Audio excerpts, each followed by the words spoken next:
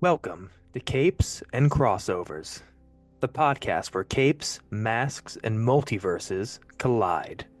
Not with fists or fandom wars, but with heart. I'm Luke Becker, here with my wonderful partner, Marvin Goines. We will be your guides through the wild, wonderful world of Marvel and DC projects. Here, we're ditching the toxicity and embracing the love, the sincerity, and the sheer joy these stories bring to the screen.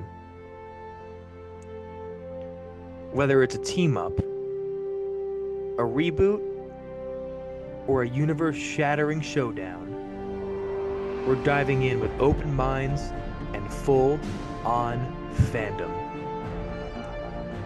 Grab your popcorn, suit up, and let's explore these worlds together. Because at the end of the day, it's all about the stories that unite us. Let's get started. Hello, everybody. Welcome back to another episode of Capes and Crossovers. We are beyond excited today. There's so much to talk about. We got some rumors about Batman. We have a new episode of Daredevil that just came out. The finale's tonight, and I might have a little surprise I'm going to wear. Spoilers. It's really cool. And we have a lot more too. But before I even get to any of that, how are you, Marvin? Doing all right. Got some new glasses. They're awesome. I can see Nice. better. And yeah, I've got two and a half more weeks of school left, and then it's gonna be summertime, and we get to watch, Thunderbolts. We get to watch Jurassic Park. We get to Yeah. see Superman. We get to see Fantastic Four. So I'm just going through the last stretch. I'm ready for it. I like your shirt. And Thank you. Yeah, how I about love this. yeah, I wore my NASA shirt today. I was like, because I thought talked about it last week, but it's kind of out of frame. But how about you? How are you doing? I'm doing good, man. I'm excited. I'm gonna go see Sinners on Thursday, so that should be a fun watch. Oh yeah, I'm off Thursday. I guess I'm gonna go see Sinners Yeah. on Thursday as well. There you go. Yeah, no, Yeah. I've been super pumped for that. I love Ryan Coogler, but yeah, no, I'm doing good. I can't complain. Happy that as a teacher, spring break is coming up, so I'm about to get a week off. So positive vibes right now. Positive vibes. Spring break for you is in April. Ours is in March. Yeah, no, we got it in April. Interesting. Yeah.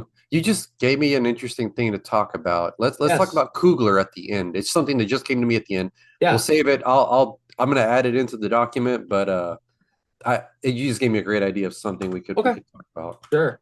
But let's get right into it. From the top, I think the first thing you wanted to talk about was Brandon Sklenar as Batman. You had a lot of thoughts about that. You told me throughout the week. Yeah. You know, I did. Honestly, there's been a lot of talk regarding Batman, both DCU Batman and stuff with the Reeves Batman movie, and I want to tackle some of those topics. Specifically regarding what we have here with Sklenar as a potential DCU Batman candidate. I thought it was very interesting. This comes from a interview he did with Screen Rant. He's promoting the movie Drop right now that came out from Blumhouse, which I actually did see. I went to one of those un screen unseen AMC things where they show a movie, you don't know what the movie's going to be, and I ended up getting Drop. And I Hmm. had no idea he was even in the movie actually. But Isn't he the romantic lead? yes, he is. Yeah. And I thought he was fantastic, honestly. And that's really the first like good look I got at him as an actor. I'd never really seen him in anything beyond like a couple clips on Twitter a few times. Never like sat down and watched him in a project. But Okay. I really liked him a lot, honestly. I love his presence, and immediately I could see at least why he would be a good Bruce Wayne, like without a doubt. I can feel the presence, and he's not even just from a physical perspective, I can see him being Batman. Like he has the right body type, the right frame. I think he has the acting chops from the little bit I've seen. Obviously, you know, one movie doesn't necessarily mean that he's going to be perfect, but I do think at least the potential's there, and I understand why the fan casts have been there from other people thus far. And you know, to me, he screams up and coming star. You know, I've heard a couple people say this, and watching him, I do feel that. I do. It's the same way I felt to a lesser degree with him, at least so far. But when I saw Aaron Pierre in Rebel Ridge, like when I saw that, I immediately said to myself, like, this guy is gonna be a star. Yeah. Like for sure, this guy has movie star potential. He just has that persona. He has the attitude, and on top of that, just a good-looking dude, honestly. And that applies to Sklenner too, man. He's a good-looking dude. I think he has solid acting chops. He's got the right kind of attitude. Just listening to him in interviews, and when it comes to Batman, he just seems passionate about the character. And granted, I'm sure he's passionate about the paycheck too, but I'm sure that he really is a fan of the character, and I think that looking at the DCU might have planned for Batman. We don't know what age range they're definitely going to be looking at. It could be a little older than him. It could be right around his age, but definitely can't be much younger than his age because we know that the new Batman, whoever it ends up being, they are going to be the father to Damian Wayne. Damian Wayne having been established already, so he'll probably be like 10 years old, I'd imagine, at least. So if you're talking about 10 years old, this Batman should probably be in his mid to late 30s minimum. Like he can't be any younger than that. So yeah, I think Sklender's 36, if I remember correctly. And if that's the case, then he's right in that range where it could definitely work. And I think that'd be good because I would like someone that's not too much older than Corn Sweat, honestly. I think you can still have a veteran Batman while still having him be young. And I think Hmm. that's where he can really fit into that little middle ground there where he can stand next to a Corn Sweat and I'm not looking at him and thinking like, wow, this guy is like a totally different league as far as experience and his age go while also still having that pedigree, still having that history and lore to his character. I think you can have both there while also saying at this point for DC, like they would have three up and coming actors as part of their Justice League that I can confidently say I think each have star potential, not just in DC, but in the film industry, honestly, between Corin Sweat, Pierre, and hypothetically, Sklenner. So I think from a business perspective, it makes a lot of sense. I think from a acting perspective, it makes a lot of sense.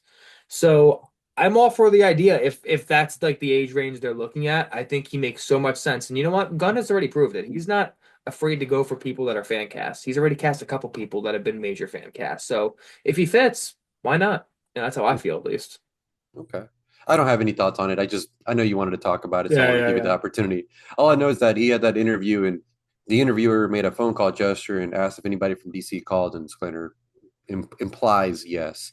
We weren't in that room, so we're just gonna have to take this person at their word. But interesting thing to think that there's been a phone call at least or something. Mm.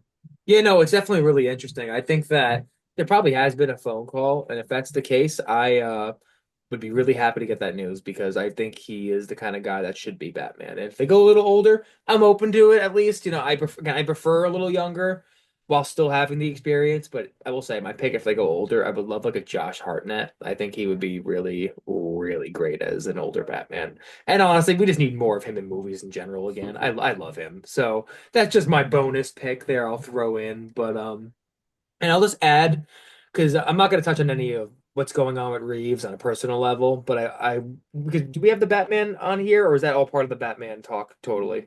Uh, you can roll with it. Yeah, I sure. haven't I haven't written it out, but it's Sure. there. This will be brief. I'm not even going to talk about this much. I'm just going to say I know there's been a lot of talk about the movie and its state, whether or not it'll come out, and I won't even speculate on what's going on with Reeves because none of us know, and I'm not going to begin to speculate. But as far as the movie itself goes, though, I'll just say that I do think that the filming delay, if there even is a filming delay, no one really knows for sure. It might not make much of a difference, honestly, because the movie's October 2027. So even if they film top of the year instead of end of the year, if it's January, like that would still give them plenty of time to get the movie done in post-production for an October 2027 release. Like I don't think that would be an issue at all, honestly. So unless there's like another significant report that's like, when the movie originally got delayed again, I really wouldn't worry because A, you don't know how long Robert Pattinson is even going to be filming for Dune, which is the movie he got cast in that's causing all this controversy. He's the villain of the movie from what I understand, and he could be filming for just a couple months. Who knows? It could be like a 2 month filming session and then he's done. And if that's the case, then he could probably still stay at the same schedule that's expected. But at the same time, right now, a script isn't finished. And James Gunn has made it clear already, nothing's going into pre-production until the script is finished. So if that's the case, then Now, for now, there's not much to talk about beyond we just got to wait and see what happens with Reeves, and hopefully he'll deliver the script when he's able to. And if he's not, then it is what it is. You know, I just want the best movie possible, but I also want what's best for Reeves. So I hope we can get both. But take it one day at a time, and I'm sure we'll get some meaningful updates in the semi near future. But until then, wait and see. Yeah, yeah. I know from a business point, I'm sure they want to get the wheels rolling, but you also For have to have the sure. human aspect of it of Yeah. like if there is something happening, let Right. that sort itself out first before we start moving into making a movie. Yeah, So no, I agree. And I'll just add, uh, I forgot one thing. Sorry. no, Just so I don't forget. I know that they said back at that DC press conference when they were giving all the updates on the projects that Safran was careful with his words when talking about the 2027 release date because he said that there will be a Batman movie released in 2027. Those were his exact words.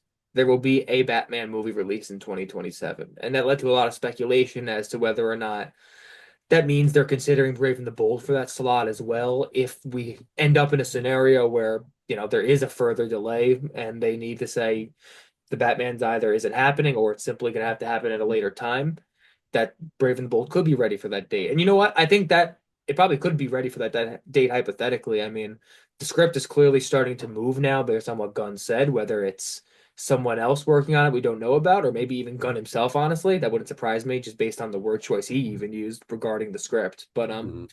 I think that one way or another, I do agree with Safran. A 2027 Batman movie will happen, whether it is Brave and the Bold or the Batman 2. And I'm sure they'd love it to be the Batman 2. But at the same time, like you said, from a business perspective, they got to keep in mind they want to get their DCU Batman rolling. And it comes to a point where I'm sure they don't want to keep delaying that process any further because what's a DC universe without Batman at the forefront of it? And obviously you want to have the other characters front and center too, because DC for years has kind of become the house that Batman built, but you don't want it to just be that. But at the same time, he's also your main character. That is the guy everyone knows more than any other DC character now. So to build up a universe for like 4 years and not have Batman in it, as if he didn't pop up before his own movie at least, that would be like for them that would be like shocking and something they just don't want to do, I think. So you're definitely going to be heading into crunch time, I think, if there's any more issues with the Batman part two, for sure. But that's kind of the fun part of having a whole universe and franchise is that he doesn't have to appear in his own movie first. He doesn't Yes. have to.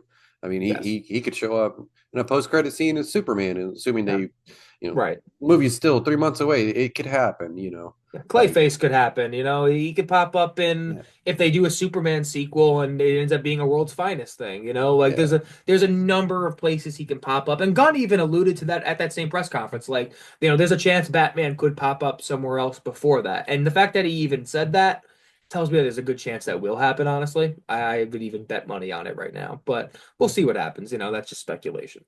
Yeah. So while we ride that DC train, Yeah, sure. there was some photographs uploaded to X where you can see Millie Yes. Alcock in her first in her suit, Mhm. and she's fighting what appears to be Krim. To me, it looked like Lobo at first, but other people are saying Krim. I don't know. Right. We'll just say either or, whichever you want it to be. But it's really cool because she's on top of a tank. Like it looks like it's going down like a big battle, and the suit is so vibrant, even Hmm. from like a very, very, Yes. very distant photo from a drone. Like this isn't like some high quality close up like the one we got of the first look of Superman suit. This Yeah. is like from a very far distance, and it's like zoomed in, but it looks so good. Looks Hmm. just like the suit out of that Woman of Tomorrow, right? More or less. Yeah, no, pretty much. I think it's close to the exact same suit. And I mean, I'm in love with what they're doing with this movie so far from the little we've seen, whether it be the stuff we saw so far from filming or even just that first picture they put out with her at the bar that was very reminiscent of, one of the opening scenes in the comic book. So, Mhm. the set design looks on point so far. The fact that they have the practical tank there is dope. I'm happy they have that there. And whether that's a Lobo or Krem, I have no idea. My first instinct was Lobo.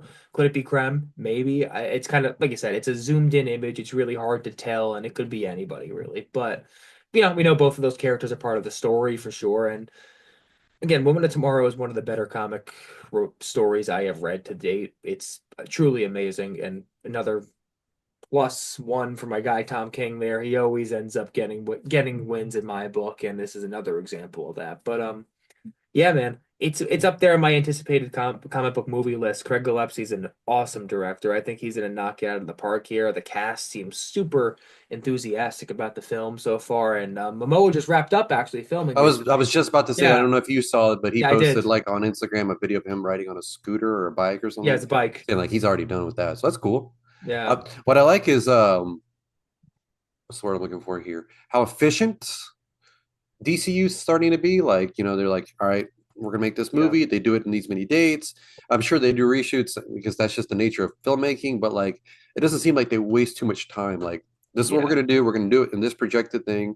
As someone who's studying business, it's always good to see when people hit their targets in a timely manner. So Hmm. I'm sure Right. that the Warner Brothers leadership is loving Gunn right now because he's just like, Hmm. all right, this is what I want to do. I'm going to do it. And boom, boom, boom, boom, boom. Like, Yeah. that's got to be refreshing compared to the nightmare that DC was before this. Because DC before was just Hmm. like a group project where nobody texted each other back. Oh my God. Yeah, it's beyond accurate. I felt like every time there was a DC EU announcement, you saw it and you were like, I'll believe it when it happens, when it's out. And that's How kind many of, things did they announce back then? oh They're my like God, they did. Canary Show, like more Batman movies, this, that. Yeah, Batman turned into the Batman, and right. like it was just all over the place. That Wonder Yeah. Woman 3 got canceled, never happened. Hmm. I mean, come on. No, you're right. It's the same way I've felt about Star Wars for a while, where I'll see a lot of Yeah. them. I'll see the movie announcements. I'm just like, when it comes out, I'll probably be excited. Until then, I don't particularly care too much because there's a strong chance it might not even happen, honestly. And that's kind of how DCEU was for a while. But yeah, you're right though. Looking at what Gunn has done so far, WB has to be loving it. I mean, he's been very efficient. And on top of that, it's a very loose yet not loose process where once pre-production does start, they have some pretty clear, marks they're going to try to hit. And that's pretty awesome. And even I remember Supergirl actually, if I remember correctly, there was like a small delay in the filming process, but before it happened, like it was going to film, I think, a little earlier than it actually did, but it didn't. It was like a small thing. I remember a couple people reported on it, and it was like people were like, "Oh no, is this a sign of DC going back?" I'm like, no, it's not. It just means that they probably need a little bit more extra time with some stuff. Not a big deal. But the reality is, once these things go into pre-production, they're efficient because they know exactly what they're going to do. There's no guesswork at all. It's we know that we're going to need to do these scenes. This is what we're doing. We got to make X things. We got to prepare X things. And that's what it is. It's not we have half of the script done. We're going to prepare for that half of the script and kind of figure out the rest as we go along. No, that's not what we're doing. And Yeah. that's what makes this process so much more efficient than what we've seen from the past in Marvel. And granted, I think that they've gotten a lot better with that as of late, and I think that their process has become much more sound, thank God. But yeah, you can clearly see the benefits so far with Gunn's process versus previous regimes in both Marvel and DC. So props to Yeah. him, and I think we're going to see quality over quantity. I really do. And while we're on the topic of leadership in Warner Brothers, I bet they are like high-fiving each other right now with that decision they made to put Superman in front of Minecraft Oh my because God. there was like a nice little chart that got shared around and like Hmm. the awareness of Superman has skyrocketed because of course so many people went and watched Minecraft. I Hmm. mean, I was looking at tickets on this last weekend and a lot of them were almost sold out. And like I said in the last podcast, it's rare for me to see anything sell out at my movie theater. And I'm seeing Hmm. six and there was nine showings on Sunday and six of them were like completely sold out. I Yeah, mean, dude. that's a lot of eyeballs. And that's for like my theater, my area where I live, which isn't as big. Like, can't even imagine what it's like in a big city like Austin or San Antonio or Dallas or Houston, which I'm sure it's crazy over there. But like, I live in a small town outside of San Antonio and Right. like, we only have, I think, 50,000 people. But Hmm. now do that to scale of millions that went and watched this movie because Chicken Jockey is such a funny joke for some reason. Yes. Yes. And I don't get it. I don't get it either. But what I'm also thinking about is since Sinners is also Warner Brothers, that they'll probably put Superman in front of it as well.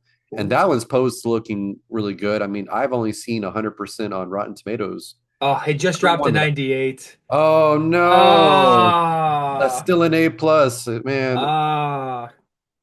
I wish I got a 98 on everything I did. Me God. too.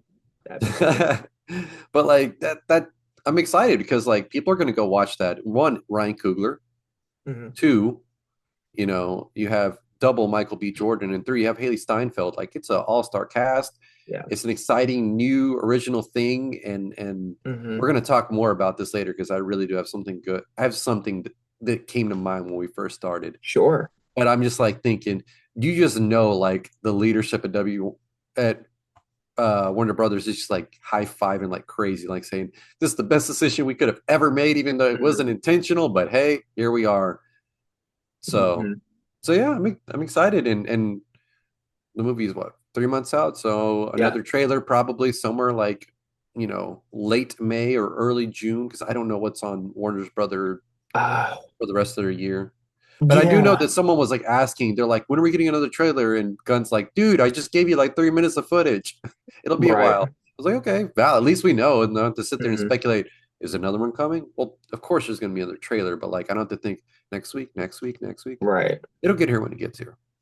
So Uh, my guess is if we get another, well, we'll get another trailer, but my guess is that trailer is going to come like middle of May. That's my yeah, guess right now. And even though it's at Warner Brothers, I think they're going to pair it with like Lilo and Stitch. I think that's going to Thunderbolts be maybe. that that's beginning of May. I'd be surprised if they drop it before that, but you never Yeah, that's know. fair. It's Yeah, yeah. possible. But I think Lilo and Stitch is going to be such a big money It's gonna be maker, huge. dude. That and How to Train Your Dragon. Right. So like God, you this look at summer's gonna be those great. you look at those movies, those feel like clear attachments for a new Superman trailer. So I think that, and also the new Mission Impossible comes out the same day as Lilo and Stitch, I think. So There's also Karate Kid yeah, Legends dude, as well. there's so much This coming summer out. is gonna be Yeah. amazing. Right. So there's a lot of opportunities for Superman to have a trailer in front of one of these movies. Mhm. So I think middle of May to late May is my guess right now. I'd be surprised if they wait until June, but either way, though, like I said, they just released a sneak preview, and maybe they do attach that to a Sinners as well, which I think is going to do very well. I mean, we've seen now more than ever as of late, word of mouth has like changed the box office on a movie dramatically in both directions. We've seen movies that I'm like, oh yeah, this movie will probably make money either way tank Yeah, because word of mouth was bad. yeah. When in the past, that's been a thing with Marvel, especially where the brand used to be enough to carry the movie, even if people didn't love it. And now it's like, no, if people don't love the movie, it's not going to make nearly as much money as you would expect it to. Brave New World showed that, Quantumania showed that, the Marvels showed that. All these movies have proved it, and even not And even just Deadpool and Wolverine showed the the opposite. opposite, right? Yeah, So yeah. not even just a Marvel, that's just a big film industry thing right now that you're seeing. So I think a movie like Sinners is probably gonna do really, really well at the box office between, like you said, the star-studded cast and the word of mouth right now that's coming out about this movie. Yeah, no, that's gonna make some good money. Maybe not a billion, but very good money. Yeah. And yeah, no, they got to be patting themselves on the back right now. I mean, it's clear that this preview has done its job. It's getting the movie in front of so many people. And for all the BS controversy we talked about last week regarding, oh, the movie not what I wanted it to be so far. Well, you know what? I think more people than not are loving this sneak peek. And the reality is, the people that are against it, it's a loud minority. And I'm not even just saying that as somebody All that liked 3,000 of it, them right? can stay at home and cry. It's all good. Exactly. And I'm not saying that just as somebody who likes what I've seen. It's just a reality. What you see on the internet, negativity trends a lot more than positivity, man. Positive tweets, they don't get hits. Yeah. Negative ones do. Yeah. That's why that's And the they get stuff. shares Yeah, right. and quote tweets. Exactly. That's the stuff you're going to see on your feed all the time. So that's why you're going to think that's the majority. But is it? No, not at all. If you go ask a random group of people about that preview they just saw, they're going to say, "I love it. The dog was super cute. I think Superman looks really fun." That's what they're going to say. Not that, "Oh, this looks cringe. Who wants kindness? Cavill or nothing." Like that's a small minority. Yeah, Yeah. like it's a small minority. So I think no, all positive vibes here when looking Hmm. at the decision. And as a whole, WB needs wins. Yeah. So Yeah. they're taking the wins right now. They got Yeah. I some mean, wins that's coming up. that's a big one. Yeah.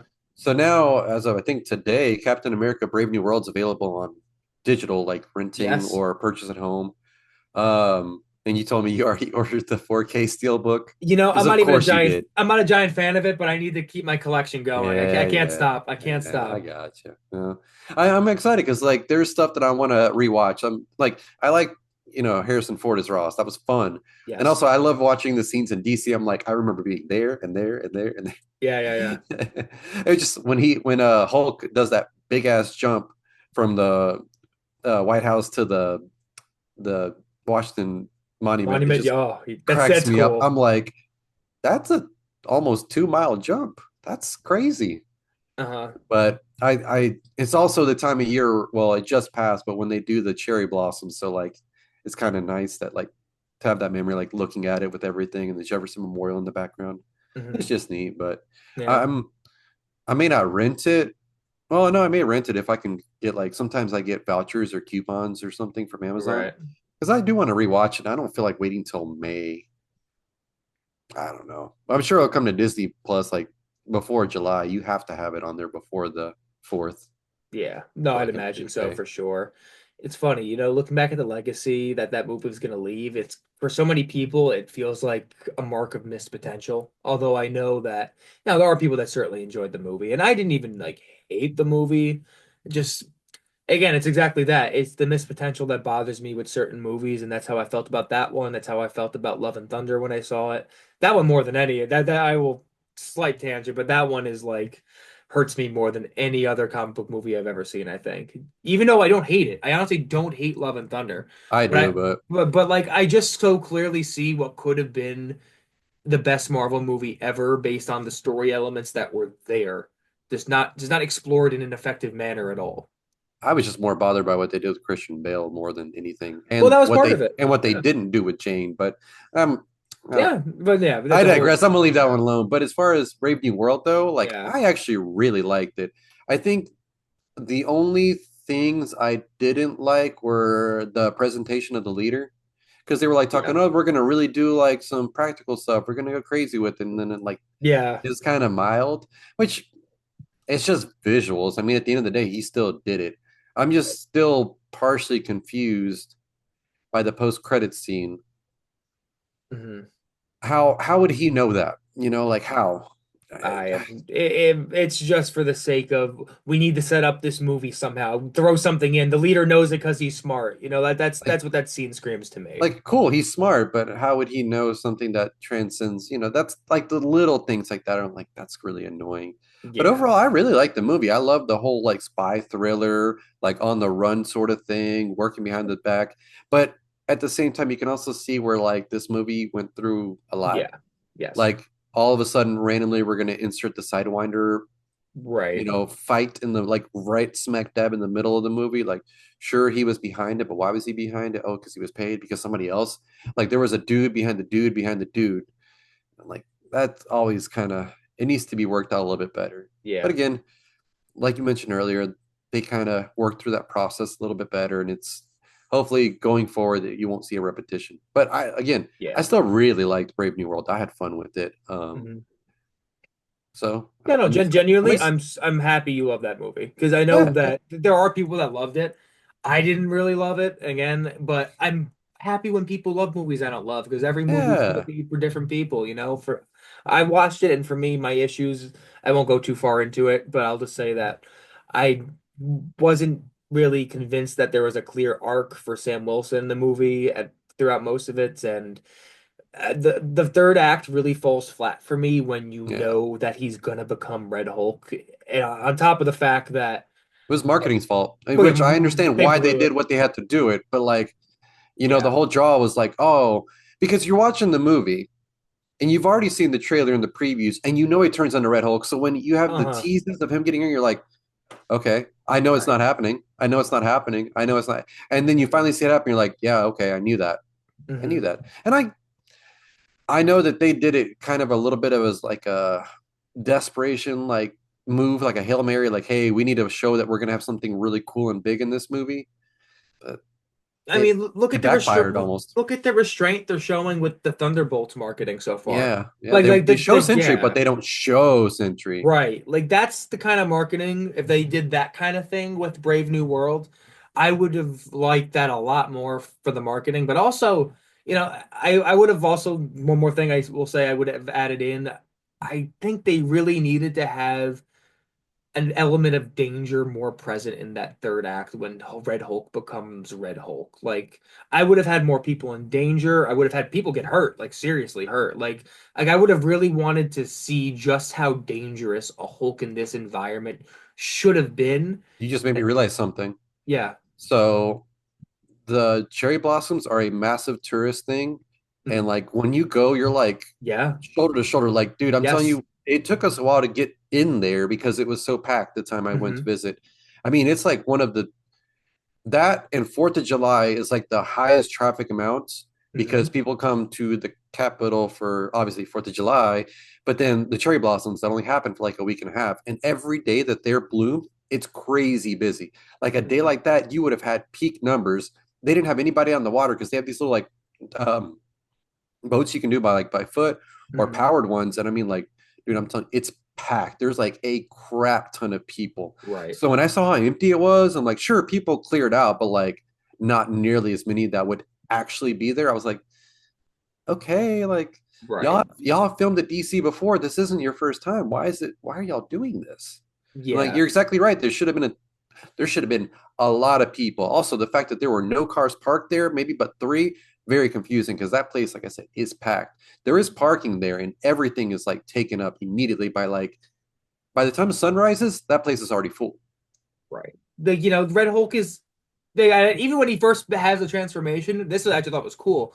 They play what feels like almost the Godzilla monster kind of music, Mm-hmm. and it's a very cool nod to that old monster movie kind of thing, and that's where I really would have played into it, like really treat Hulk as a monster in this scenario and Like they show did with Incredible Hulk. right, exactly. And even like in moments of like Age of Ultron, some of the stuff they do with the Hulk is like very genuinely like scary. Like imagine seeing this dude rampaging through your town and also the one thing Age of Ultron did so well, the remorse that you're feeling, and when he's looking around at the end of all the carnage he does, and like it looks like he's starting to feel something before he gets punched out by Iron Man, but like you really feel that moment of like he just ruined all these people's lives. In like minutes. Right, in minutes. And like I would have liked some of those elements in that third act to really hammer home what that was supposed to accomplish, I think, in the film, while also making it clear that at the end, even though he becomes human, like he has to live with those mistakes he made. Not just, oh, I Especially destroyed the as an people. elected official. Right. Not Like just, it's a yeah, big deal because you weren't just like a general, you were the president of the United right. States taking over, being compounding on the fact that you were a wartime president, and then you went to war with your own like face of your military, which is crazy. Like there Yeah. could have been so many levels to it. Yeah, no, definitely a Yes. lot of missed opportunities. But again, like you said, they I think they've hopefully learned from their mistakes and won't Yes. repeat them. Yes. So, because we try to be positive here and No, of course. The realistic goal and the goal is understanding. positivity, Yeah, but yeah, yeah, yeah. yeah. But I mean, but like we also mentioned when we first started this podcast, we're going to be fair and honest with our critiques in these Yes. things. I mean, Yes, for these sure. are valid points on both ends. The thing is, ultimately, we're never going to look to shit on a movie. We're never Yes. trying to do that. If we ever give No. criticism, it's because we genuinely want to see the movies get better. And we're coming at it from a place of love. And I can acknowledge the good things in that movie. I think that movie had some really great action sequences. I Yep. love the performances from pretty much everybody in that movie, Yeah. honestly. Yeah. I think the Yeah. performances are great. Honestly, I think it's filmed pretty well for the most part. I mean, some of the stuff they reshot I didn't love as far as the look of it, but like the original stuff that I can tell was like from the original shoot, I thought a lot of that looked great. The White House sequence When with he the was in the bunker fighting the yeah, leader, uh-huh, that whole sequence looked so cool. yeah, I just love how they utilized the darkness of it all, and then they did the reveal, and then the fight within it. Because Sam didn't have his suit; all he had was the shield, and he still went yes. off. Like there are so many cool and awesome things about that movie that, like, crap. Now I'm probably going to go and rent it so I can rewatch it tonight. Honestly, I Uh, want to rewatch it. Oh I yeah, I'm do. gonna probably rewatch it tonight now that it's up. Yeah, but that's the thing. Like, there's good in that film. It sucks that there's a Yes. lot of things bogging it down, but I mean, it is what it is. Yeah. But yeah, but since you're wearing the shirt, I kind of want to harp Oh on yeah. Fantastic Four. Let's do it. So there's like this little clip. If you haven't seen it yet, but it's literally all of 4 seconds long. See what they did there? Where Johnny's sitting at the kitchen table. Sue and Reed walk up, and he goes, "You're late." Or Johnny goes, "You're late." And Sue kind of like, "What do you mean?" And he goes, What do you mean? What do I mean? You're late for dinner. Yeah. So, I mean, it's you don't have to really search that hard, but you can tell that she's panicking because she thinks he knows more than he's let on, Hmm. right? Right. Like saying you're late, and it's because both Reed and her kind of react strongly to it, like, whoa, whoa, whoa, whoa, hey. And Johnny's kind of like, what do you mean? What I mean? I'm pretty clear in saying you're late for dinner because like they keep posting that clip every Sunday night, you Right. know, dinner right at 7 on the dot. Hmm. Um, so it I don't have to say it. If you haven't picked up Right. what we're saying by now, then I don't know what to tell you. I just don't want to have to be the one to say it. I got you. But But clever I marketing. yeah, simple. And it gets the point across. And but I think people were under the impression yesterday that there was supposed to be a trailer to release, and then all that came out Um, was that or something. I don't know. yeah, so like on that front, essentially what happened was there was a report that a trailer was coming soon and it was going to be paired with Thunderbolts. And because of the fact that they released that little clip on Sunday night, people kind of went off of that and assumed, oh, the trailer's probably coming tomorrow. Tomorrow's Monday. They just teased that little clip on Sunday night. They're probably going to release a full trailer that includes that clip on Monday and release it before Thunderbolts releases. And you know what? I get the logic to a degree, but I've never assumed it was going to come out that day. Although Hmm. it's definitely going to be coming soon because Thunderbolts is not that far away. We're only Yeah, about like two, yeah, 3 weeks. Yeah, right, like two and a that's what I half was thinking. This weeks. should be coming out in the next couple of weeks, which is fine by me. So I'm excited. We'll probably get a finally a look at Silver Surfer and maybe a better look Yes. at Galactus. What Hmm. I'm really hoping to see is Reed use his powers, because they didn't show that at all in the first one. They only Yeah, showed Sue they and will. they showed Johnny, Yeah. but and then Ben. Well, we didn't really see Ben until we saw that clip of them. Well, no, it's in the beginning, right? What Will Ben in the as the thing, you mean? As the thing, Yeah, yeah, yeah. They show yeah. actually a few scenes of him as a thing. Okay, Yeah, yeah. So I'm excited for it. I mean, I like I've already mentioned in the last 3 episodes. I just love the set design. It looks good. I like yeah. seeing Johnny sitting there at a kitchen. That looks like it would be from the '60s. Like it's accurate, Hmm. even with the little bit dull colors. But that's how it was back then. Yeah, for So sure. the other thing was that a really awesome friend of ours mentioned something and said it was okay. We could talk about it because he was the one that discovered it. But my buddy Costa said that he noticed that Lindsay Lohan is now following a couple of Marvel accounts and she wasn't before. And she Hmm. doesn't follow like a bunch of people. So there was like a report like a year ago, I think from her publicist or from like EW Entertainment Weekly Hmm. people, one of those, that they were just saying that she had spoken to Marvel and was like in talks for a role. And then I think Daniel RBK mentioned that she was looking or talking to Marvel about doing a role. So like, is there a chance that now she's in it? Because if she's following these Instagram accounts, and I know sometimes we read too far into things, but as history has shown many times over now that like there's usually something of it when they do that. So my guess, because I'm just gonna put my guess out there, is that she's in Spider-Man Brand New Day. Because they were thinking that like the report was they wanted a female villain 30s to 50s. Well, she's 38, right? And Hmm. she's a good actress. And she's having resurgence in her career after like a little bit of a dip. Like now would be the time to grab her and really go high with it because she's back in the public eye where people like her again. And now she's got Freakier Friday coming out as well. So like I Right. think right now it lines up really well. Hmm. Yeah, no, I think that makes a lot of sense. And like you said, history has kind of shown that trend is very real, although it's never a guarantee. There have certainly been many instances in which we have seen that turn out to be the case where they follow the accounts and next thing you know, they end up being cast in one of the projects. And based on what we know so far, I think Brand New Day would make a lot of sense. Like you said, they are casting a female villain, and I think Lindsay Lohan would certainly want to do that kind of project. I mean, her in Brand New Day would be beyond huge for her. I mean, like you said, she's starting to come back. There is a bit of a resurgence so far in her career as of late. And I think Brand New Day would be quite the cherry on top to say, Hollywood, I am back. So for her, makes a ton of sense. And I think for Marvel, also makes sense. I mean, she'd be a good fit for She'd also Wayne. grab a lot of the millennials. Like I can tell you Right. right now, my sister would probably be like, I'm gonna go watch that movie. because Hmm. Lindsay Lohan's in it. Yes. Like, and I know that would work for like a lot of people, especially if they put her in the trailer. You're like, yo, Lindsay Lohan's in a Spider-Man movie? Yeah, I'm Mhm. watching that. Yes. I'd be there day one. I mean, I'm gonna be there day one anyway, but that's a Yeah. wholly different conversation. Yes. But the thing I wanted to talk about because it just came to me in the beginning of it was after Sinners has come out, Hmm. what do you think about Coogler being director for Blade? Um, you see, I'm indifferent to a degree because I think he would do great. It has nothing to do with him. I think he would do fantastic, actually. Mhm. For me, it's more just I like to be a little more creative sometimes, and there's a part of me that's like, do I really want the guy that just made what could be, I don't know, I haven't seen it obviously, but maybe one of the best vampire movies of all time to do another vampire movie?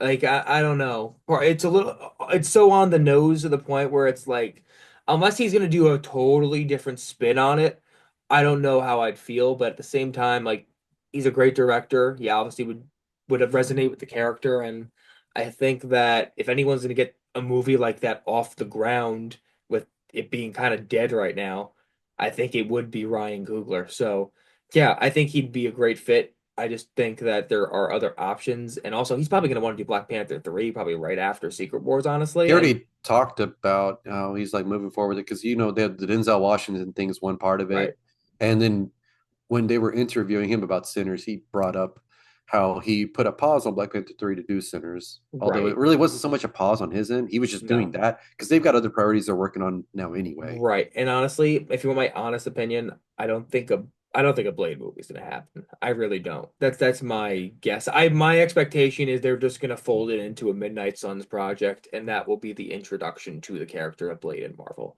I think they're just gonna do that. I think they'll find it a lot easier, and they're like, you know what? We've tried like 4 times, and like it's crazy to me. And look, there's so many people that still try to argue to me that like, oh no, like this is the movie's gonna be fine, this and that, stuff happens. Like they haven't actually tried like 4 times. Like they've changed writers and directors so many times, man. And They've I'm been at sorry. least 10 writers, I think, and then 5 directors at this point or something. And look, I'm That's sorry, but crazy. like a Blade movie should not be that hard to figure out. In fact, it's actually, at least on a story level, it's very simple, and it can be very simple and effective. Like, and you have so much source material you can pull from. Yeah. Like how are you struggling that hard with it? The fact that they can't find a writer that truly just loves that character enough to just push something out there that screams yes, like how has that not happened yet? It's just bizarre to me that this is even a conversation in the year 2025 When it was after announced in 2019, yeah, announced in 2019. Like if you're Mahershala Ali, this has to be the most frustrating thing ever. The fact yeah, if I were him, I'd be gone already. yeah. Well, that's the thing is he wants this more than anything, but I'm like, dude, you aren't a spring chicken, and I hate to say it, but No, it's but the you're right. truth. Like you're an older gentleman, man. Like, come on, step away if you're not gonna, like as the saying goes, shit or get off the pot. Right. And like at this point, it's been 6 years of just hanging out, and Hmm. I'd like to see some traction before you get at me and say, well, they're just making sure they get it right. How long is it going to take you? How Right. how how long can you wait? And then all you're doing is just putting a pause on resources because that's money that they're allocating because they have to file all these things and production and all the people that they have to hire that could be Hmm. doing other things. And these writers who came through wasted their time with these scripts that nobody was happy with and replaced and replaced and replaced and replaced and Uh, replaced and replaced. And then you have these directors who came on who probably paused other projects to do this, didn't do it, left because it just didn't get moving. I mean, how many times can you do that? The yeah. definition of insanity is doing the same thing over and over and over and expecting different results. So this is a little insane to me. And and I know there have been so many people trying to make the comparison to the Batman Part 2, and it's like you literally can't compare when No, one is no. literally about an issue with the director that's personal. The other is about, I'm sorry, but I don't want to be negative, but incompetence as far as the production goes. That's a totally different issue. Yeah, Like to compare them is silly, beyond yeah. silly. If like Doesn't Reeves mean was yeah, go ahead. walking back and forth like every couple months, and I'd be like, "Oh yeah, it's the same." It's not. It's Mm, not. Reeves obviously wants this thing to get moving, and by the fact that he's already got the Penguin out as well, and that he's already worked and talked to. Hmm. If there was something to worry about, Warner Brother would be ringing the bell right now and looking for their people, and we'd know about it. They Right. don't. They haven't. So I'm not worried. But the fact that every couple of months you hear something about Blade and it's really nothing of substance, like, oh, they might be talking to this director. Oh, they might be talking to that one. Hmm. Okay, they signed this one. 2 months later, okay, he's stepped off. Yeah. Like, come on, dude. What can you say to that? Yeah, no, it's a Like, problem. and and and it's just disappointing because Ali is the one that approached them wanting to make it, Yeah. and that was back in 2019. Now I understand COVID, dual writer strike, but No. other things have been made in that time as well that Mm-mm. were announced before. Like Fantastic Four got announced around that same time, and it's coming out in 3 months. It's here, Exactly. and they had to go through a whole ordeal of casting 4 people, and you remember how that crazy that was. Oh my God, we had a full cast at one point that supposedly signed on. I remember we had offers out that were expected to be signed with it was wait, I know this. It was oh my Adam God. Driver, Adam Driver, it Margot was Robbie, Margot Robbie, David yes, Diggs, yes, and I and who was cannot the last? remember. I don't know. Oh, Paul Mescal. There you go. Yeah, that was those were the four, and it was pretty close to locked in. And then apparently the report was that the money wasn't working out, and they wanted too much, and they had to go cheaper. And I'm not sure definitively if that's what happened, but that was the report that was at least out there at the time. And it's like, beyond that whole thing, and also I remember that movie went through some writers too. Like they Hmm. changed writers and directors. It went And from directors. Yeah. John Watts to Shackman. So, but And yet we're obviously, about to watch this movie in a couple months. right. Blade hasn't even gotten. You know what's funny? I made a bet in the server Mhm. last year, and I said, if Blade films in the year 2025, I will eat a whole jalapeno raw, and I'll record it and I'll post Mhm. it. I'm not gonna have to eat a whole jalapeno raw at this rate. No, that movie's not filming this year. I can promise you there is no Blade movie filming in the year 2025. And if I'm wrong, great, because that means there's Well, actually yeah, something happening. right. But I, I hope it it is, happens, it is but hopefully, already halfway through April. We are halfway through April. No, no. definitely not. By the time you even get a writer and then have the script finalized and then actually get into pre-production and get ready to film, no way. No. That's just not happening. And you know what? On top of that, too, Marvel, they can certainly take the shortcuts if they want to go back to their old ways and try to get something up and running quicker than it should. I think they're done doing that. I really do. And for the better, obviously. They shouldn't be doing that kind of thing anymore. So I'm hoping that well, like I said, they've been taking their time, but I'm hoping that they really just, at this point, go for that Midnight Suns movie and introduce him that way, unless the best idea ever for Blade comes in and out of nowhere and you really want to Yeah. do it. Fine. Like I'm not turning myself off to that because a great Blade movie, man, in the year 2025 would be awesome. That could be the most kick-ass movie possible. This Especially just with makes that joke from Deadpool Wolverine every day just so ages. real. So real. It's Oh just my crazy to me. God. Yeah, no. I Eh. got I go back to that Wesley Snipes clip from Deadpool and Wolverine all the time, dude. It's so freaking cool. Oh man, I clipped it and posted it up on the server. That's I got bored one night and just started clipping a bunch of things from that I movie. still can't believe that that I mean it happens to every movie, but that people even turned on that movie. It's like it's so fun. It's such a fun movie. And look, I understand that maybe to a degree some of it doesn't age so well because, the cameo hype goes away after a while to a degree. But even underneath that, there's still so much there to have fun with. Like it's just a Hey, now it's fun got a movie. famous text, and that's all I give a shit about. Right. There you go. That's enough for you.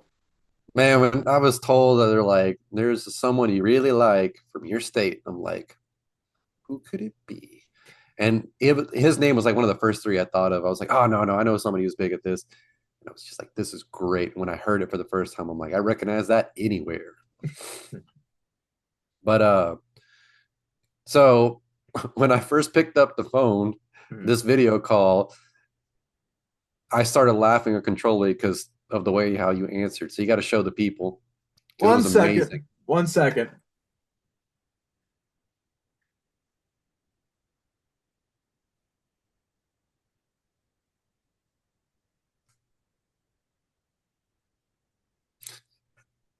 All right. Y'all, I answered like because he hosts these, and then I joined the call, and he was just sitting there staring at the camera, just didn't say nothing, just completely still. And I was laughing for like a solid 2 or 3 minutes because it was just so ridiculous, but I love it. But I think it kind of tells you where we're going with this. So I'll let you start on this one. Sure. I mean, we just saw Daredevil episode 8, and holy shit, man. That was without a doubt, at least for me, the best episode we have gotten thus far. And this one was directed by Benson and Moorhead, the directors from the first episode. They're directing the next episode, and they are really behind a lot of this overhaul that we've seen with the show. So I can clearly see just how much they love this character, man, and just how rich they are as directors. Just there's so much passion, I feel like, in every shot. And the way they utilize colors in this episode was, oh God, That opening scene with the blue was beautiful. dude, That was it so cool. it was unbelievable. And I love that. Actually, I didn't think I'd be into this, but the use of music in the episode, like soundtrack type of music, like regular songs, they used them very well, especially at the end of the episode. The song that plays when spoiler if you haven't seen the episode. So 3, 2, 1. When Matt gets shot and that whatever I forgot what the song was, but when it kicks in, that hit hard, dude. I can find the song. I usually go to Tune Find and have it ready, but I didn't think about that today. Yeah, man. I like that they use a lot of music in this episode. Some people were like, "Oh, I kind of didn't like how it was like over the dialogue and stuff," and I'm like, I loved it. I thought it was great. Um, oh, great. They wrote it, but they didn't write the description. It might be Yeah. Manhattan by Hal Leonard Big Band. Okay. But yeah, no, I'm so happy with what we've gotten so far, dude. I mean, episode 8 is fantastic. It's one of this really is like at the height of what Daredevil, the first 3 seasons of this show were at its best. Like this is the kind of episode we just got. And I really do believe this is going to be a representation of what the next season is going to be, which is so exciting. Because not to say I didn't like season 1 at all. I actually really liked season 1. I just had to I talked with some people about this who were like, kind of talking the show. And I'm like, you know what? Like, I'm not going to tell you that it was the best thing ever. Like, I think the original was probably better. But with that said, I think you can still appreciate what we got for what it was. I still think it was a really great show. And I think the middle that wasn't, that they had to retool, although you can see some of where that happened and maybe some parts of it weren't perfect, specifically certain parts of Muse for me. But in the end, though, there's a lot more to like than not like, and there's so many memorable and fun episodes so far. And episode 8 being at the top of that is so exciting, man, because like I was just saying before, this is a preview of where we're going, Yeah. both for the finale and next season. And the fight sequence, I mean, but what they did with Lex, not Lex, Dex, got Superman in my head. What they did with Dex when he breaks out of prison, dude, with the tooth. Oh my God, that was so cool. It's ridiculous, but it's so No, it's cool. not ridiculous at all because it happens in the comics, and it's actually one of my favorite scenes. Oh, but that's what I mean. Like, I'm like, it's not like Yeah. someone's gonna spit their tooth out at that speed. It's so comic booky in the best way. Like, that's my point. The No, what fact I that liked is how I love that. the cop like or the corrections officer was like looking up, and it was like, oh shit, and then boom, Yeah, and it's like he didn't just like hit it; he like his head went all the way back. yeah. That was incredible. Wow, dude, I'm mesmerized by what we saw in episode 8, and the character work is splendid. I mean, the thing that this episode really did that impressed me so much, they made every secondary character better. Literally, this episode improved every character basically for me. Just about. The only one I still am not really into is Cherry in the show. But like the rest of the cast, man, I think that they got elevated by this episode. I mean, Kirsten, they didn't do like a ton with her, but like the little bit they did give with her and Matt, I really liked in this episode. And Yeah, on top of that, especially BB Urich, I think that was great. that was like That was very well done. that took her character to another level for me.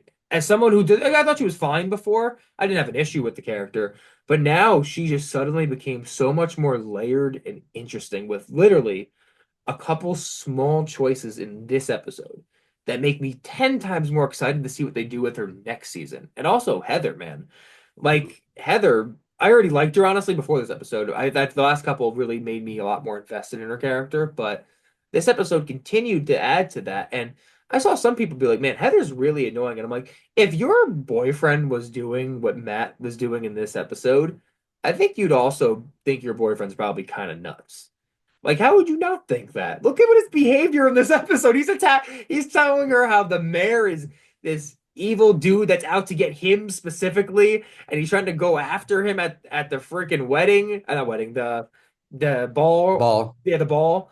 And on top of that, also like he's cutting in to dance with his wife, and they're talking about the fact that if something happens, go talk to Cherry, he'll know what to do. Like all these little things, though, like she's probably thinking, what the fuck is happening? Yeah. Like what is she to think? So I think that makes her, if anything, more relatable given what's happening. So yeah, props to the writers and directors in this episode and cinematographers again, top tier here. But loved it. What do you anything you want to add to this? Yeah, yeah. There was a lot of little things just throughout that really just drive home why I love Daredevil as a concept character and a show. Uh, excuse me. Like Wilson Fisk blackmailing Duquesne, swordsman. Yes. Oh my God, Like dude. that was great. And then at the same time, he Fisk has his goons like chasing down that one guy and then sticking his hand in Yes. that fryer, and like they're being openly corrupt, and Yes.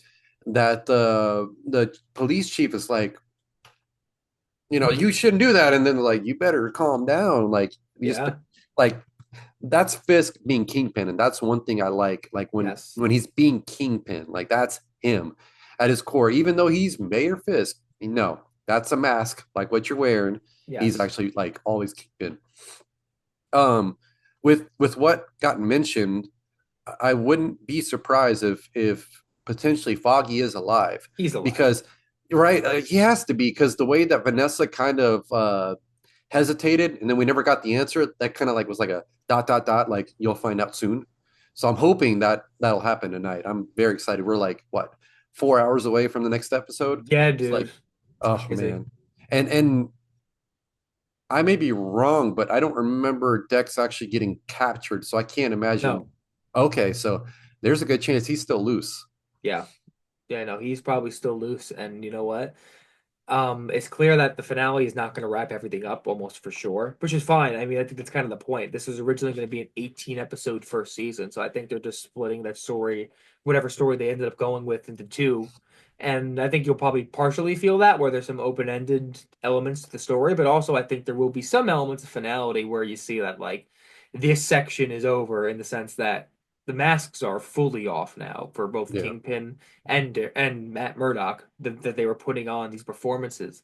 And that's the one thing I really appreciated from I think it was episode 7, but Heather was talking to Matt about everything he's been going through, and he basically says this life I've had since Foggy died is kind of like a fantasy. Like it doesn't feel real because Hmm. it's not. It's not the real life he's supposed to be leading, and he knows that.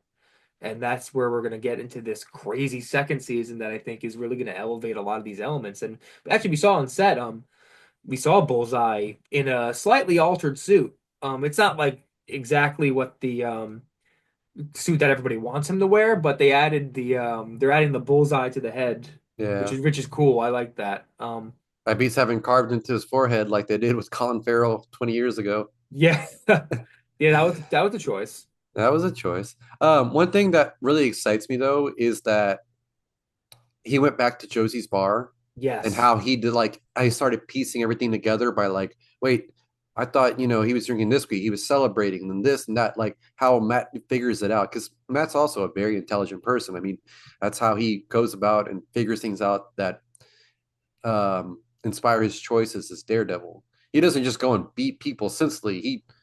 He's not as like as skilled as Batman, but he Hmm. has those like detective like skills. I mean, he's also an attorney. Like he has to do this. Like he has to figure things out so that he can, bring a defense or an offense, Yes. and do that. But it was Uh-huh. just cool finally giving him a chance to figure it out. And then the thought process as he's like verbally saying it, he's like, wait, Foggy only drank that when he was celebrating. He was celebrating something. He knew Hmm. something. He left to go do that phone call, like piecing it all together. Because that's like a thread that got set in the very beginning of the show, Yes, yes, and like we're finally picking it back up, but for good reason, right? Because right. he's like put the whole foggy thing aside, so he didn't think about it. But then Yeah. when it finally gives him a moment and he's actually put thought into it while speaking over at Josie's, it was just neat seeing him like, wait, there's something here. Because he, I wouldn't say he'd given up, but like after Foggy passed, he's kind of like, Right. I'm pausing on everything. I'm going to focus on doing good as Matt Murdock, the lawyer. So Hmm. for him to have put the mask on already at this point and going back to being Daredevil and Right. then really going through with it, it's awesome. Yeah, no, you Well, can I really can't wait see. to see Yeah. what we're going to get in the finale with him now. Oh, me too, dude. I mean, you can really see Benson and Moorhead picking up the story they worked on in episode one pretty directly. And the stuff in the middle, like in between, 1 and 8, it's all super important. Guy, I've seen some people like you can just watch 1, 8, and 9. It's like, no. I mean, you No. could, but it takes away everything that's meaningful. Like Yep. honestly, like as far as the character's development. And on top of that, what you hear from Matt in episode 8, this was a scene I loved too, when he really talks about just how much faith he has lost in the system, man, Mhm. and all of that is built up throughout the series. It's one of the main themes in the series. After what happens with Hector Ayala, what you're seeing now with Fisk's task force, what you saw with the guy that stole the cereal or whatever, and he's talking about how messed up the system is, where they're going to spend more to put him away than actually feed him. Like all those different little elements that they're throwing in there that make Matt think, like, am I really on the right side here? Like, is there even a point to what I'm doing? Like I believe in the system so much, yet it literally feels like it never works. And that's such a real struggle that I understand, man. And it makes a lot of sense. So when he has that moment, he cracks and he's talking to this person that he's supposed to be potentially representing, and he's telling them, like, no, you're a shitty person. You're a liar. You suck. I don't want to represent you, basically. Pretty much what he's saying. That was great, I though. I'm love that. glad That he was that did was it. amazing. That was That was one of my great. favorite parts of the episode. Yeah, man. And it just goes to show you that he's done with this. He wants to be a vigilante again. And you can feel that because he thinks that's what's going to get shit done. And you know what? I bet you we're not going to see him much of being a lawyer in season two. I'll make that bet right now. Yeah, and I I don't see very much of it. no. Um, I am excited though because we're definitely going to get Punisher tonight because you Oh, see the yes. promo, so he's going to come back. So I'm wondering Yes. exactly how much of this episode is Punisher going to be present. Right. Doesn't matter. I'm just hoping it's a good amount because Yes. I love seeing them. He's brutal. Hmm. He's a slightly unnecessary evil, and Yes. he's a good team up with Daredevil. And the executive producer had an interview recently. She noted that in season two, it's going to be much more action packed than season one, which is interesting because that was one of the things that people talked about regarding him in the suit. That in this season he has not really worn the suit that much. They want more of that. I think season two is going to deliver the goods on that. I think this is going to Probably, be a yeah, much more fast-paced, action-packed kind of season. And that's not to diss season one because the slow-paced thing and slow burn can be excellent when done right. And I think they did it pretty well in season one in a lot of ways. But I think that in this second season, man, we're going to see action on another level as far as Marvel goes. I really have so much faith in Benson and Moorhead, specifically because of what they did with Loki, man. Loki season yeah, two, I stand by it, is perhaps the best Marvel project I have ever seen. And yeah. I really do believe that. I do. And I know that since they had more money to make this show, they were able to make Matt more acrobatic, and it's something I Yes. really enjoy because that is an inherently, since issue one thing about Hmm. Daredevil that I understand the Netflix show wasn't able to do for Hmm. monetary reasons. Yes. So it's nice that now that they're able to, they do it because they could be able to do it and just not do it, but they make a Right. decision to include it, and I love that. It's funny because so many people have made the point, like since the first episode and on, that like, it's at the point where I don't think that they're going to be, then you just can't do it. It's not going to look right, no matter how you think. You can make it look right, especially with the money they have, and they have more than enough of a budget to make it look good. I think there's improvements that can be made. Absolutely, I think that Yeah, there were some issues in episode one, although I think they were overblown. But do I think there were some? Yeah, sure. But I think that they act like they can't figure it out. Of course they can figure it out, and they should be trying to figure that out to get it to the best it can be. Because you know what, like you said, the character is supposed to be acrobatic. So let's make the character acrobatic if we can. Why wouldn't you? Do as much practical as you can, obviously, because I think that's a beautiful element from the original show and from some of the stuff we've seen in Born Again, especially the first Muse and Daredevil fight, where it's all so much of it isn't like in a single shot. They're not cutting away so much, and that you're seeing this real combat. Like that stuff is awesome. I wanted a lot of that, but there are times that implement some stuff using special effects and making these things look a little crazier. Sure, you can implement that and have it look good. Just use it sparingly and use it at the right times to really get that message across, get that impact across with certain moments in an action sequence. Like, let's do it. Why not? Yeah. Yeah. I mean, we're gonna see how it ends tonight. I'm very Yes. excited about it. So next week we'll have probably a good amount to talk about. I'm sure on top of the finale airing that some information will probably come out this week. We'll Mhm. see. We'll see. Yeah, yeah, we'll see But what happens. But this has do you think been there's a post credit scene in in the episode? yes. Yeah. I'm gonna bet Yeah. this will be the I'm one episode that has one. yeah, because I was surprised they didn't do like a single one before, but they didn't always do it for a lot of shows. But like, I Yeah. was like, did they forget they're kind of like the pioneers of this? Yeah, I'm Yeah, sure they will I think tonight they'll though. have the one. Yeah. Honestly, my gut feeling right now, and I have no idea, this is speculation, that Foggy will be the post credit scene. That is gonna be Oh, like they'll my show them in a safe house or whatever. yeah, my gut says it's that, or my dream post credit scene is that it's Muse being revived or taken by the hand. That's my dream one. But um You know what I I'm wish, what I want mine to be like if it could, yeah. a lecture comes into the city. Oh, dude, imagine Because that. remember, Oh, Bullseye is the one that kills her, and now that Bullseye is like actual Bullseye.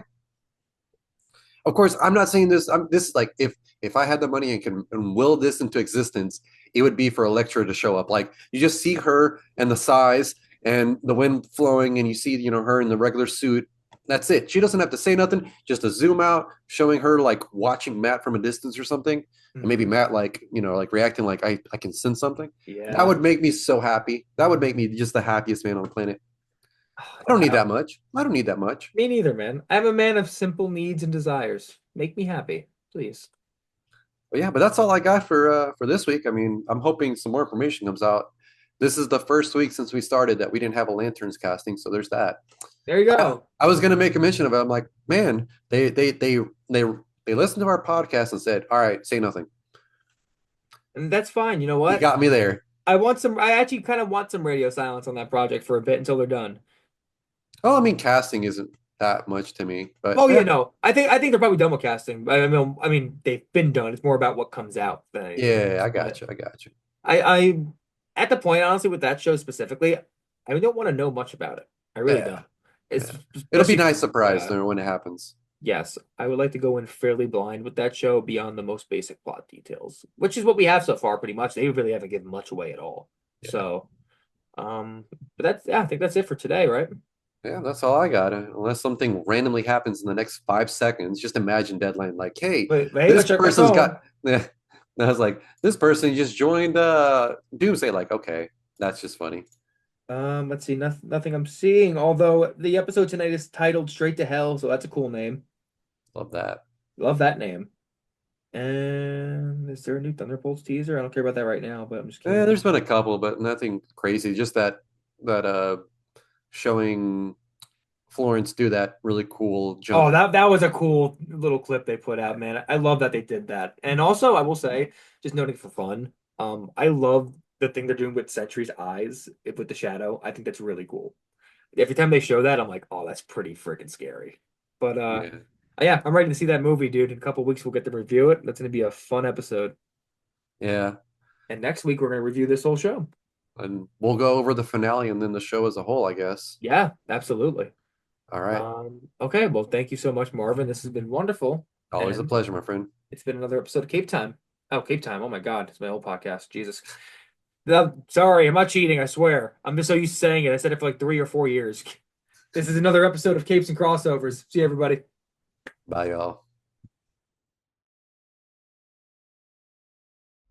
That's a wrap on this episode of Capes and Crossovers. Thanks for joining me and Marvin on this journey through the world of heroes. If you enjoyed today's episode, share it with a fellow fan, and let's keep building a community rooted in sincerity and celebration. Until next time, keep your cape flying high and your hearts open to the next big crossover. See you next time.